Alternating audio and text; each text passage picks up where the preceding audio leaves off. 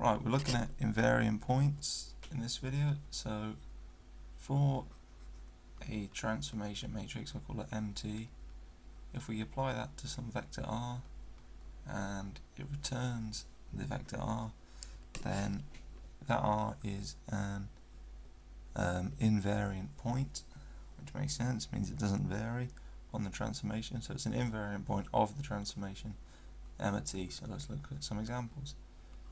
If we have the enlargement matrix 4, 0, not the enlargement, stretch in x direction 4 and stretch in the y direction by 2,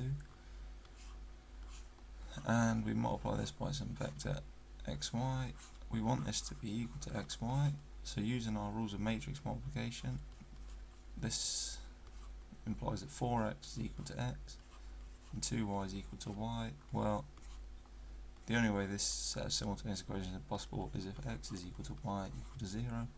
So the origin is the only invariant point.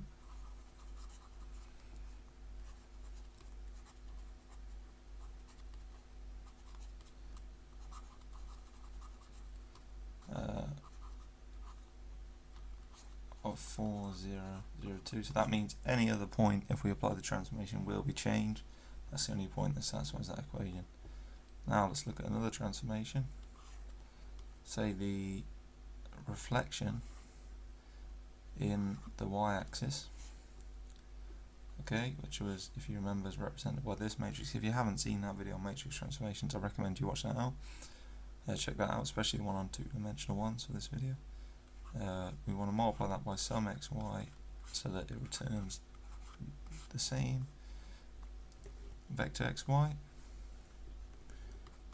This implies minus x is equal to x and y is equal to y. So this is only true when x is equal to 0, and this is true when y is any real number. So when x is equal to 0 and y is a real number, so any point that takes the form 0t, where t is in the real, is an invariant point of the transformation.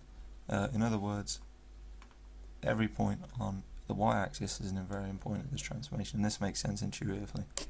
Anyway, next video we're going to look at something called invariant lines, and this is when every point on the line, not every point on the line, is when a line under a transformation stays the same, but the points on the line can change as long as they remain on the line. So it's a little bit more complicated to deal with, but as I say, we'll look at that in the next further maths video. If you do have any questions about this, please be sure to let me know, or if you want to see more examples of finding invariant points. But this is generally pretty simple compared to finding invariant lines, so we'll move on to that and spend a bit more time on that. If you did enjoy this video, please be sure to like and subscribe, and I hope to see you in the next one.